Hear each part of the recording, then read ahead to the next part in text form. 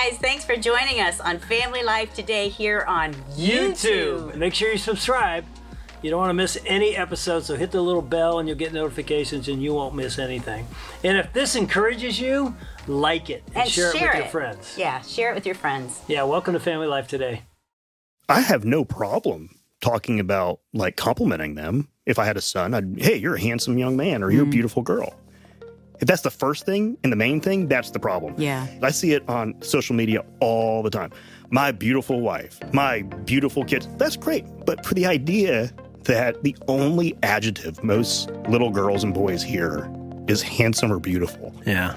That's heartbreaking.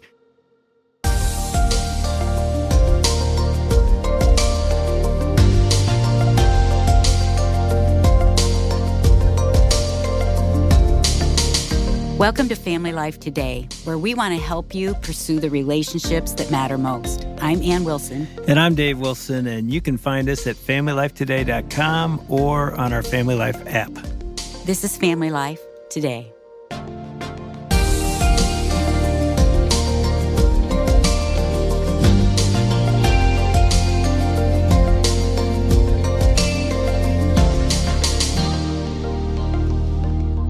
So do you remember how old you were when you first started disliking your body? What makes you think I dislike my body? I know. I've heard it 1,000 times. What are you talking about? I mean, I've heard you talk about... I was shocked when we first got married when you started talking about it. But, I mean, I'm guessing it started when you were a little girl. Yeah, I was probably 9 or 10. And I used to share a room with my older sister. She's 6 years older. And I didn't know it at the time, but she was bulimic. And so she has a lot of sexual abuse in her background, as I do. But she would binge eat. And so we'd have these feasts in the middle of the night on our bed. And I thought it was amazing because we were spending time together and I loved it, not knowing that she was going to get rid of her food by vomiting it all up. But I ate it all with her. And so I started gaining weight. But I also remember this. I remember thinking, I can't wait to turn into Barbie. Because I thought, every little girl grows up and she becomes Barbie. And so I kept waiting and waiting and waiting. And I stayed Barbie's little sister, Skipper, who's little and short and kind of square. And I thought, what happened? And I remember when we started dating, I didn't know who Skipper was. You kept saying, I'm Skipper. I'm like, who's Skipper? And I thought you were gorgeous. I still do. And I was shocked that you didn't think that. You would get mad at me. I responded really well. But I get mad, say, that's stupid. And then I realized, oh my goodness, you really do think and you don't like your body. But that really shaped me. And I think it shapes a lot of us because a lot of us grow up not liking our bodies. And as parents, that's a difficult place to think, how can I get my son or daughter to really appreciate the way God made them? And as parents, it's critical that we do our job in teaching them. So we've got in our studio today a couple, Justin and Lindsey Holcomb, with us that are going to help us out. Welcome to Family Life Today, guys. Well, thank you for having us. Thank you. It's a joy to be here and be with you, too. I mean, even as you sit there and listen to Ann talk about her journey, does that sound pretty similar? It does. I mean, I think as little girls growing up, we think, especially I'm petite too, we think I'm going to be tall, long, and lean. And back then, I mean, we would see things in the magazines. Now I think it's even worse for little girls and teens as they're looking at everything in social media. It's just in their face constantly. And when you were describing you said, I think this is an important piece in people's lives because it influences how they think about themselves. And this message is coming from themselves. So sometimes children think this about themselves just by looking in the mirror and kind of comparing themselves. Their parents sometimes communicate by words or actions, their peers, and then the culture. So when you think through this one story, I think that story is multiplied for probably every child. There's a few of us. Like, I didn't think that much. I was always younger and shorter. So I did have a height thing for boys. That's a big deal. I do have, this is radio, but I can describe them and you'll understand. I have very powerful eyebrows. So powerful. I like that word. That's the good way. Yeah. They're huge. And, Which is in right now. Well, that works really good for our girls. So, Yep. But it wasn't a major piece, but it was still a part of my identity as a kid. So I think every child has this. I do think it's heightened because of all the different ways that we're focusing on it right now. And so the there's a tenderness that parents and caregivers, that's why I like your story of like just telling that story is important because hopefully it'll open up adults' eyes of what kind of pressure kids under right now about body image. And that's a big weight. Kids got enough going on. Yeah, right. To deal with body image from their culture, their parents themselves and their peers, that's a big burden. Yeah, so you guys care enough about it that you've written at least 2 books, and there's more to come, about body image. The first one, God Made All of Me, a book to help children protect their bodies. And what we're going to talk about today is another book called God Made Me in His Image, helping children appreciate their bodies. So I got to ask this, Justin, you're an Episcopalian priest with a PhD. Never had that on our program before. Seriously, that is powerful. And I grew up in an Episcopalian church. Yeah. And my little brother died when I was 7. He was 5.5. And Reverend Ashton, the priest at that parish, literally was, in a sense, God to us. He represented the heart of God as he walked us through it. So I have a real tender spot in my heart for your church and what you do. And Lindsey, you're an advocate for sexual abuse survivors. Talk about that a little bit. For the past 20 years, I've been working with victims of domestic violence, sexual abuse, sex trafficking, either as a consultant or boots on the ground there at the Safe House. And so it has been a tremendous honor to come alongside victims. They've taught me a lot. I've worked in women's maximum security prisons where they've just shared their story. And out of that, out of hearing that darkness of abuse and betrayal and not being dignified has really propelled us both to speak out for victims. How can we share the good news that this is not the end of your story? And how can we equip parents to come alongside their children so that they can help empower and prevent, but also intercede if something does happen? In addition, this is just for people listening. I'm also a seminary professor. So it's helpful just for people to know, like I studied the Bible, talk about theology, trained pastors, and she's a survivor's advocate. But the thing that I need to say is I've worked on 20 books, and I'm not saying that to brag. I'm making a point about this.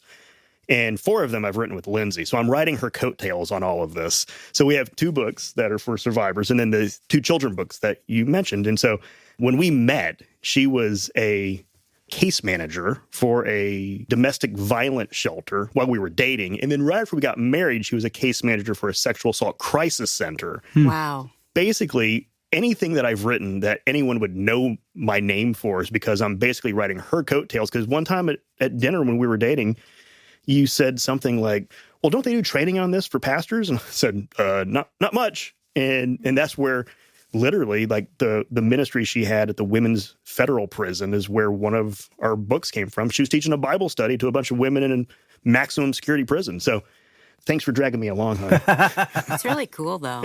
But there's been a lot of great changes at, the seminary where Justin teaches. Now they're doing courses on this. So that Justin's teaching, and I've come in and kind of helped out a little bit. So that's promising. That's huge. The number of pastors and those that are serving in ministry that are getting equipped. I think there's been a lot of change in the last 3 or 4 years.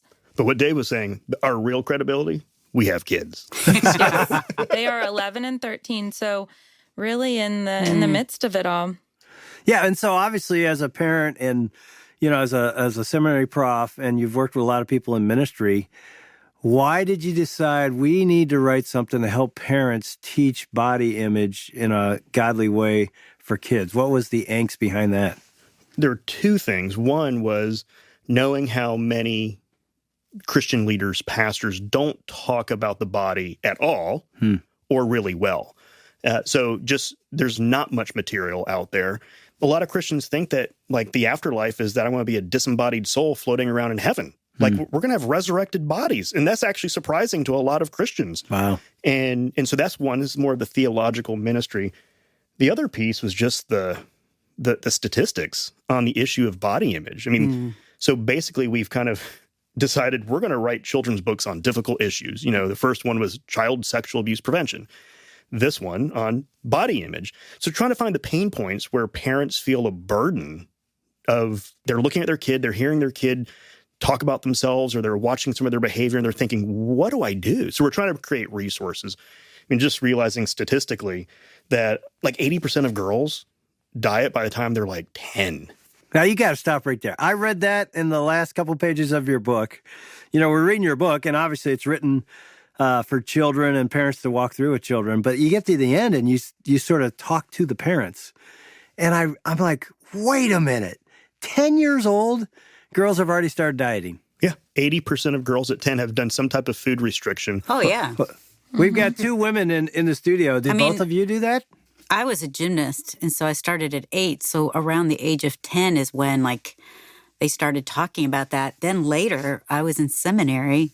I was only 21, and I was teaching at an athletic club, doing classes, and we had to have our body fat measured once a month. I don't know if I thought about it when I was 10, but I remember, probably reading all those teen magazines and seeing things and it would be in my head. But then I developed an eating disorder in high school. I was anorexic. But the thing for me is nobody ever talked about it. Stuff in my family just wasn't discussed. We didn't really talk about hard topics. And so that's one thing Justin and I have thought. We have an opportunity as parents and an obligation to talk about these things little bits at a time. I think people assume the Holcombs, they're always talking about dark topics, like the real Debbie Downers. But I think with these conversations, it needs to be just woven throughout in little bits. So it was, how can we equip parents? Because a lot of our friends just weren't having the conversation because they didn't want to mess it up. They didn't know how to even start. What do I talk about? What do I not? And so really with this book, it was, how can we kind of lay a foundation to start the conversation? Because parents are the best solution, but also, as we can talk about, moms are one of the biggest problems. And so how can we bring those two together in a really healthy, empowering way? But I think with the stats Justin was starting to get into, by age 5 or 6, most girls especially are starting to express concerns about their weight, size, shape. So we need parents to start reading this book with their 3, 4, 5-year-olds, if possible, to kind of start the conversation. Well, let me give you 2 more.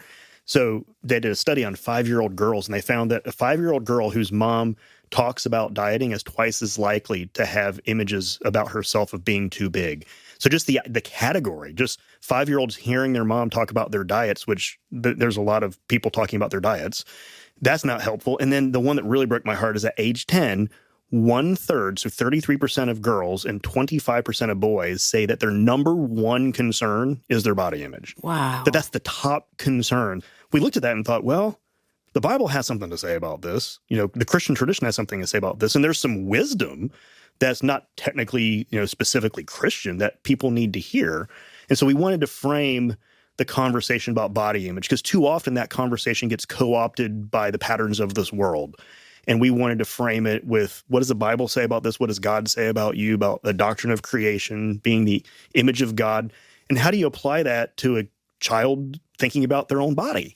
And try to thread that needle. And part of this is hoping that some of the parents will take it to heart too, because they need this book as much as the kids do. Elaborate on that. What do you mean? The parents need it for their own body, or are you saying as parents for their kids? For themselves. Yeah. I think there's a lot of people living with that same pressure from themselves, from their peers, from their culture, things that have been said to them when they were kids. I think they've been bestowed, many people have been bestowed an identity when they were young, but even still today, it's reinforced that their worth is connected to their appearance, and it's reinforced all the time. I mean, what do parents say about their little boys?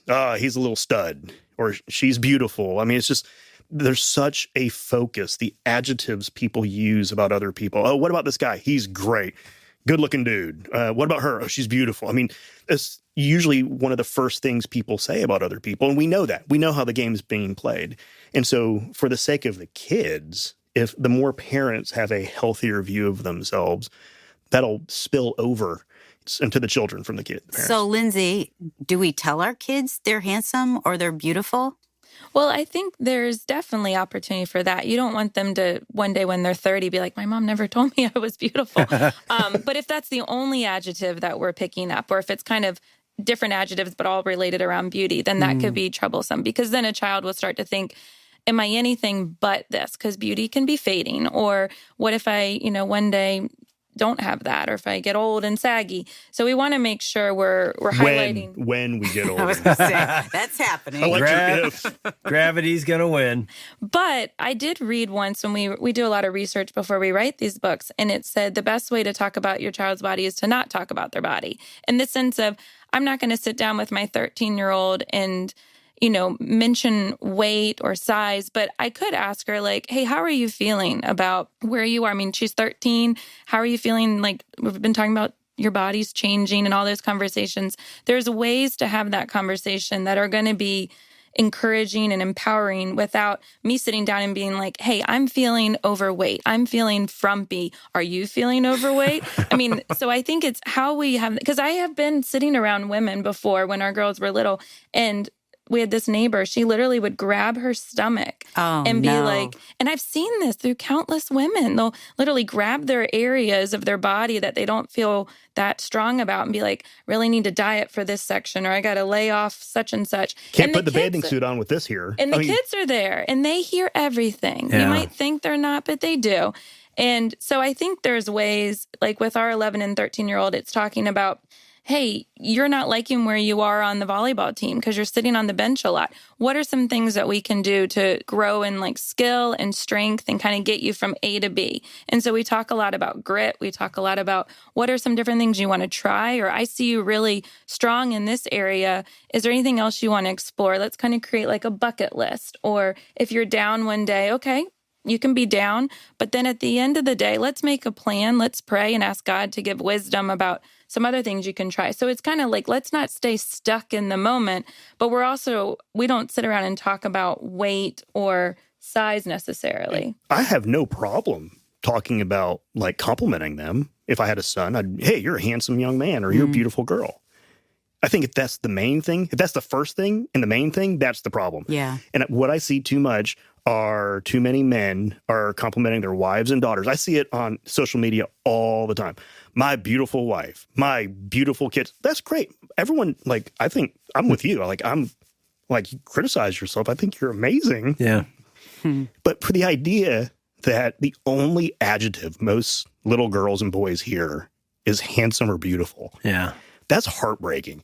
So I started doing the opposite. Instead of not talking about it, I'd bury it. I'd be like, you're so smart and sweet and kind and beautiful. Like, give them a whole list. It's in there, and that's fun because I can, like, what I don't want to do, maybe mom shouldn't talk to girls about their bodies. I don't know. But as a dad, I want to be in their head. Like they need to know they're beautiful. And I don't want some bozo who just wants to kiss on them or get their attention to be the first one to say that. I want them to be so confident about how they think and feel about themselves, spiritually, physically, mentally, socially. So that's really important, is the power. I mean, going back to the story, when parents criticize their own bodies, let alone some of the things we've heard parents say to their children in front of us, which is horrifying. But when parents criticize their own bodies in front of children, they're teaching their children how to criticize themselves. Yeah. They're shaping them. So to counter that, I think there's a great power in parents loading up those compliments. I mean, it's all the time with me. I mean, every night, like I go through, like, how are things? You're so good socially. Like, you're brilliant. Like, I wish you were in my grade back then. We'll tell them why. Like, Lindsey says that to them, just watching them light up. Like, you got to bestow an identity to these kids. It might sink in. They might actually believe that we mean it if you say it enough. It's like mom and dad's words are going to have power over social media, over the kids at school. Is that what you're saying? We think they don't, but they really do have power, our words. Well, and I think if they feel safe at home and empowered, and like I said, as far as the conversation shouldn't be about their bodies, but if your child's coming to you and saying, hey, I feel insecure, well, then by all means, if they're broaching the topic, let's go there. But I don't think a parent should ever sit down and be like, hey, I really think you're packing on the weight from such and such, which I think is what some parents do, or they start to kind of subtly put in messages like, you might not want to grab that. I've had a lot of moms come to me and say, my 12-year-old daughter, she's right on the brink of hitting puberty, and she's really gained weight. I can tell she's gained like 15 pounds. I can tell she's not feeling good about herself. Should I say anything? Answer that question for us, guys. Like, do we ever say something if it feels like something's going on? Well, I don't think you ever bring up like, hey, you've gained weight. I think it could be the conversation of, is anything bothering you? Or what made you feel happy today? What made you feel sad today? And see if you can draw out what are the sad, negative things going on. And then maybe the parent can piece together, okay, she's having friend issues or grade issues or something. What's leading to this? And then kind of come up with a bucket list like, hey, I see that you're really strong in theater. Let's dive into that. Or, hey, I find that I sleep better if I've gone and gotten some fresh air. Let's go walk the track together a couple of times. Make it a family event. And then also encourage them, say, what are some things that you haven't ever tried before that you want to just maybe one time, let's go do it. And that builds that resiliency, that builds that grit that we're always talking about with our girls. But it might help the parent kind of either introduce their child to something new that maybe is physical exercise that they've never dove into. But if it's a family thing, it's more like we're doing this as a group, we're hanging out, it's building camaraderie, rather than you need to go run around the lake by yourself. No one wants to do that. I don't want to do that. But if it's let's go walk as a family after dinner and catch up about the day and walk the dog or get some fresh air because it's going to help us sleep better, that's just a huge life care lesson that hopefully they can take, when they're not in your home. I think there's a wiser way to bring that up. So back to the specific question of they seem to be gaining weight. Well, one, that's actually what happens when you grow is you actually do put on weight so you can then shoot up. You put on weight, shoot up. That's normal.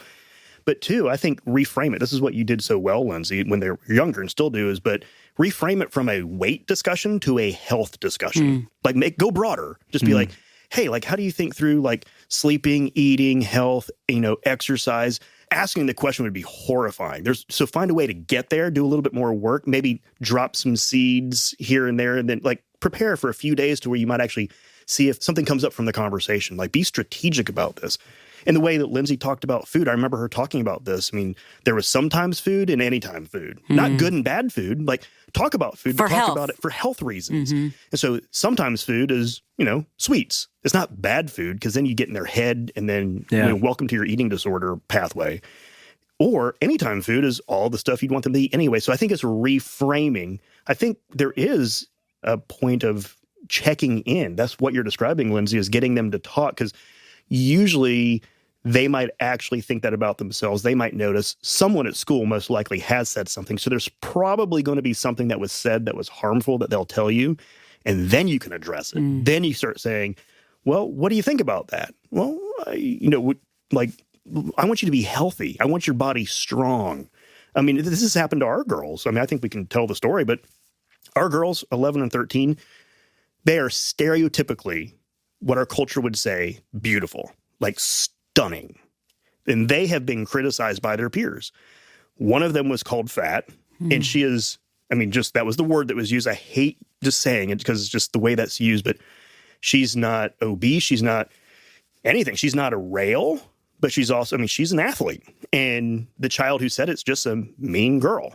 And the other one, she had someone commented on her nose and eyebrows. Like, children will find things to make other kids feel insecure. There's a really good chance, going again back to the question, someone's probably said something to all of our children and expect that something's being, you can even ask, hey, has anyone ever said something to you that really hurt? Because people do that to me all the time. And we tell them stories about that, about how people bring up my eyebrows, my receding hairline, my gray hair. And so I tell my girls that. I'm like, hey, this doesn't stop. Still today, people do this. This is what people do. They're mean. And so I want to help you deal with it. And yet, even as we close, something happened, Justin, when you talked about Lindsey and your daughters and even their perspective on their bodies. You got emotional. What was that? Why is that? Because I imagine the kind of identity that the culture has bestowed to them. I know that my little girls have been called fat. They're been made fun of because of their nose, or one who feels like she might be, too tall and lanky or whatever. I also know that Lindsey didn't have a great dad. So I know there's voices that they have. And I hate those voices. Yeah. And I want to pummel them, and I want to be louder than them. Yeah. And I want that voice because that's what God did to me. Right. I mean, I have all these other voices of condemnation or whatever from sin or how you've been sinned against. And God bestows an identity to me, and that's powerful. And so if I can be a part of doing that to the 3 women in my life, I'm going to do everything I can for that. So that's fulfilling stuff. Yeah, that's what I was picking up on that. And I was thinking, man, if somebody tonight, if a dad or a mom or both lays in bed with their daughter or son, whether 5 or 15, and is the voice of speaking those life words and beauty, that can go so far. Because, we know our kids are hearing it. We're hearing it. Negative thoughts and beliefs about our own body. And if we can be the voice of God for them to remind them they're made in his image, that'd be a good night. Mm-hmm. Amen. Really good night.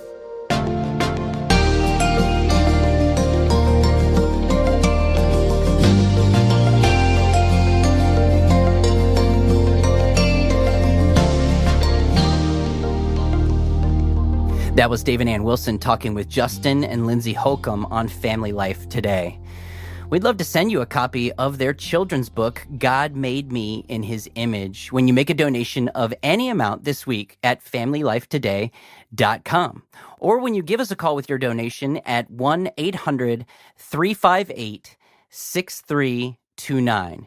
You can make that a one-time gift or a recurring monthly gift. Again, the number is 1-800-F as in family, L as in life, and then the word today.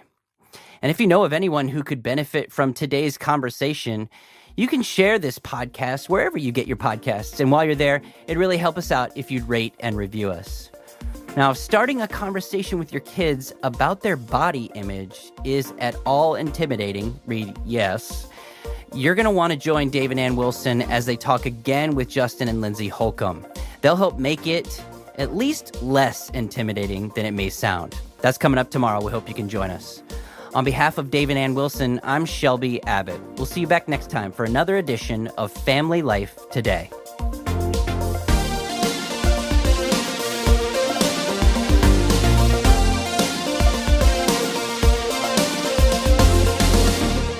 Family Life Today is a production of Family Life, a crew ministry, helping you pursue the relationships that matter most.